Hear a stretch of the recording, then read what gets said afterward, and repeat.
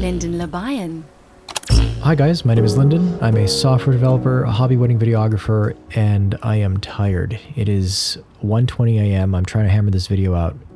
This is what I think is going to be my second video of like a three-parter for like what's in my camera bag, what's in my wedding videography kit for the 2024-2025 season. Yeah, this one's focusing on my main kit, the main bag that I bring with me.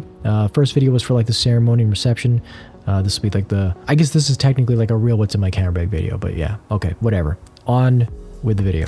I have to keep my notifications on because my wife might text me as she's trying to put the kid down. All right, first we'll start off with the bag. This is Peter McKinnon's OG camera pack. I think it's 35 liters, expandable to 40. I don't know, I'll Google it and I'll put it up on the screen. It's my choice for the main kit, primarily because it's pretty big. And kind of rugged. It has some kind of structure, like it doesn't just keel over if you put it down. One of the big selling features that they advertised early on was that you could stand it up, and clearly it's able to stand up on its own. I'm gonna take this out first. This will be the first thing we're gonna look at before we go into the bag. This is the Ronin RS4. I have the RS2, and it's a little bit overkill. Obviously I'm using the S5 Mark IIs, but yeah, with the lenses I use for this thing, it's perfect. And the auto lock feature is kind of game changing, if I'm honest. You know, turning on and off, or like going to standby, coming out of standby, locking automatically. Let's just get right into it. So these zippers are they're not the smoothest zippers to use. The materials are really, really rugged. Like stiff almost. It's not necessarily comfortable. You're not using this bag for like hiking or carrying it on your back for extended periods of time. Point A to point B, short distances while shooting wedding days, and you're dropping it on the ground, picking it up, putting it down, picking it up multiple times. We're in the bag. We'll go from the main compartment and we'll move on. We'll start with, I guess what everyone really cares about. So this is the S5 2X. I have moved it over into the half cage. A part of me still likes the girth of the full cage and be able to use accessories on the right side, but like I don't really need it, so this half cage from Neewer is good enough. Lens, I'm using the 28 to 45 f1.8. Is this their newest lens? Have they released anything new? No. I can make another video on this, but like I'm coming from an 18-35 where I basically used it. I'm using it right now, actually, 18-35. I basically use that almost like, I'll say 80% of the time for my main camera. So moving to this 28 to 45 full frame is kind of a dream. I can make a separate video about this, but like this is my main go-to lens now. Of course, I talked about it too in my other video. I have the Peter McKinnon Maglock Hex Mag. I don't even know what they call it, but like it's the magnetic VND kit, and this also is a game changer. Another 2 to 5. Really convenient. Like NDs are overkill. I'll agree with anyone who says like NDs are overkill. You don't need them. I agree. You don't need them, but they're pretty neat to use, and this one makes it extra convenient. This is the NPF to DTAP adapter, but when I do rig it out with a monitor and a V-mount battery, I use this for the monitor, which you'll see after. And then I've got two backup batteries. These are two NPF 770s that I use just in case I want to use the monitor without the V-mount battery and the adapter. This is the V-mount battery with the small rig adapter plate. It's got the base itself has the Arca Swiss mount. I'm not going to rig this thing out. You don't need to say it. No one really cares. Now this battery, this is a Neewer V-mount battery. It has both DTAP out, USB-C, and USB-A out. So I use the DTAP for the monitor and the USB-C out for the camera body if I need to. This does power delivery, I believe up to 45 watts. Don't quote me. 45 watts I think is what the S5 2X takes. It's got OLED output, a lot of stats on there. If I know I'm using the monitor from doing a lot of outdoor shooting, then I do this. So in the middle here, this is the 24 to 105 from Lumix F4. Now this, other than the Sigma 18 to 35, this is like my most used lens as far as like L mount is concerned. Versatile to the max. The 24 to 105 is, even with the F4 aperture, is pretty good. And when that 28 to 105 f2.8 comes out, if the leaks are true, that would probably replace this. Next lens over here is the Lumix 16 to 35 f4. I bought this way before the 16 to 28 f2.8 from Sigma came out. I use this typically just for establishing shots with the gimbal primarily, and sometimes for ceremonies. But same thing, 77mm for the Peter McKinnon BNDs, and I just swapped the BNDs out super quick. This is a Neewer battery pack bag. I've got 4 batteries in here right now. Let's see, these are all official batteries. So the backup batteries I have in my ceremony and reception kit, those are third party, and I don't use them if I don't have to. If I can, I'm gonna use these legit ones. So that's there. Next up, we've got a Peter McKinnon SD card or memory card holding pouch. I've got a couple of 128 V90s that primarily get used in the main camera. I've got a few of the V60 128s from ProGrade. I've got some V60 256s from Sabrent, and I just picked up a set of 256 SD cards from Next Storage, which is a Japanese brand. I haven't really heard of it, but if you look at the SD card compatibility list for the S5 Mark II and S5 IIX, they're listed. And this is the Small HD Action 5. It's a 5-inch monitor. I mainly got this because it does 1,000 nits. Now I have a DesView R6 2000 nits, but it's pretty buggy. It's almost as if it gets stuck in false color mode sometimes, and you have to like restart it or unplug the HDMI, plug it back in, and it's pretty annoying. But I have not had any problems with this Small HD Action 5. It does feel a little plasticky, feels a little cheap. A trusted brand, has not failed me, has never like bugged out or whatever. And yeah, 1,000 nits, really bright. Pump it up if you're in like broad daylight, and manually focusing is not a problem with this thing. All right, these are accessories I use for, I guess, mounting stuff. All right, so I've got this Neewer half cage on. Sometimes I use the full cage too. I've got this NATO rail on the top, and this is convenient for both for handles, but also if I want to not use a handle, I can slide this little bad boy on. Put it on. Let's put it on. I might as well, right? I might as well. This is typically what I would have if I didn't want to use the a top handle, but I did want to handhold and use the monitor. I could just, you know, toss this on. Throw one of these NPF batteries on this thing. I do like it because, like, you know, it's straight on to the barrel of the lens versus, like, you know, screen out here.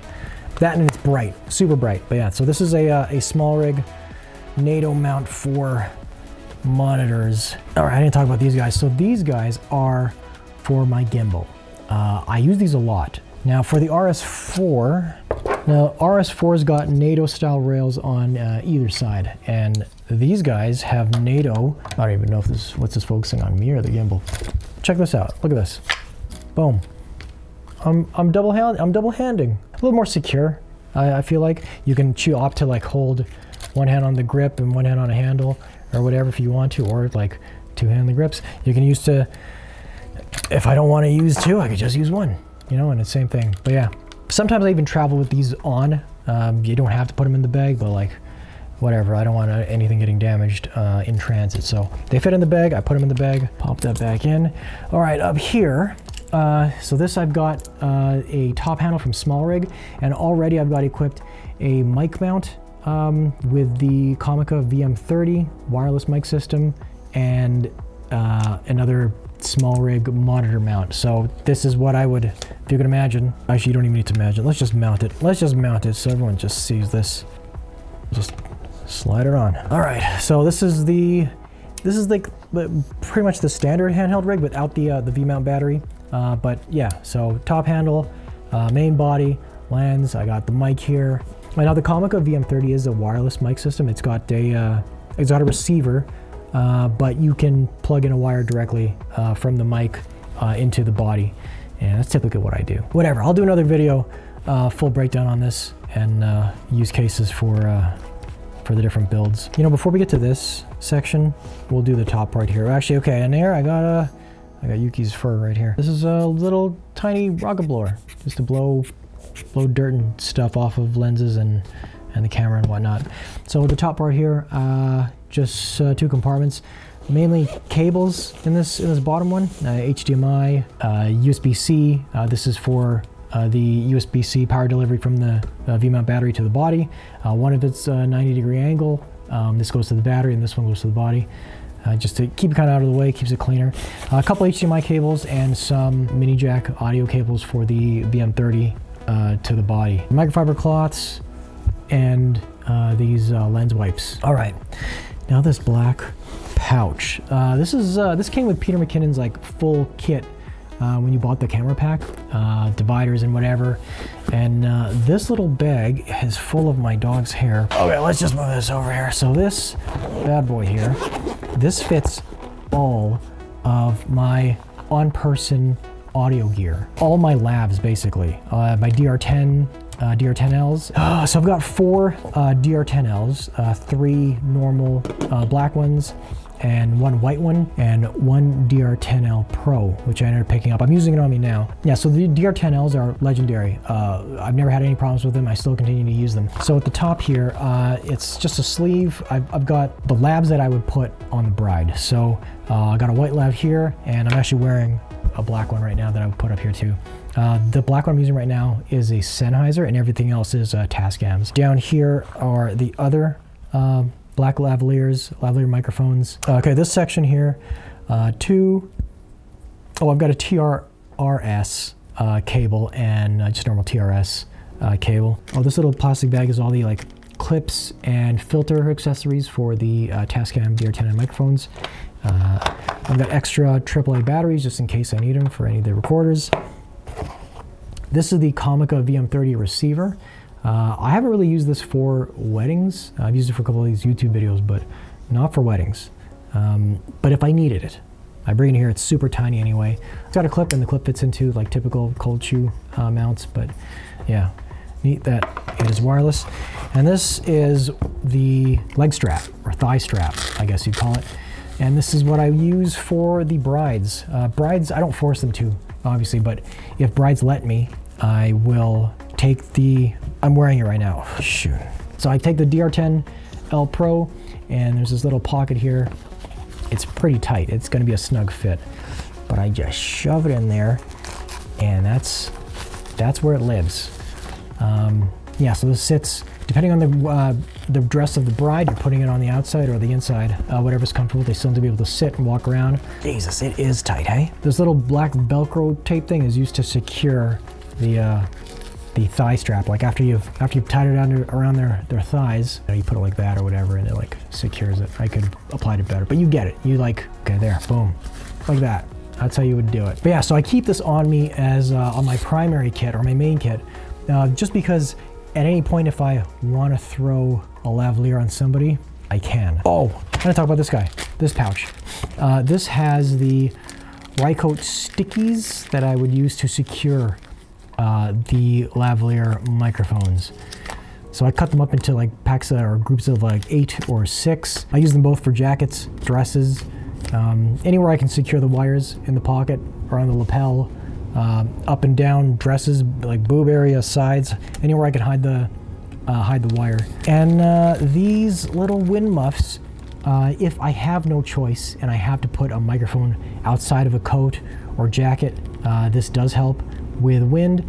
Sometimes if I feel like I'm gonna get a lot of rustling on the type of coat or jacket or shirt they're wearing, I would put this on too, just to try to minimize that. Now I gotta put this back. I'll mention too, like when I tell brides about this, about the thigh strap, I let them know like, look, like this thing gets washed ASAP. Like I get home, I put it in one of those like washing bags, just so it doesn't get like tossed around and like wrecked in the wash. I put them on those washing bags and it gets washed immediately, because these do get pretty sweaty. You have to imagine this is like strapped to a woman while she's like in a huge dress, you know, and typically it's in the summer, so it is hot. Okay, I gotta shove this all back in here. What the hell? But yeah, really convenient, because like, let's say I put the bag down in, I don't know, one of the rooms where they're getting ready, and I know I'm gonna be shooting the bride's prep, or she's about to put her dress on. I could take the camera and just this little bag or box, whatever you want, this little container, and yeah, I got all my audio, everything I need to mic her up, and I don't need to lug this guy around. It's so cool that it just fits like snug right in here. Where is my, move that. Yeah, fits snug just right there. Oh my God, I don't really have anything in here. Sometimes I put, oh, I have cards. I got business cards.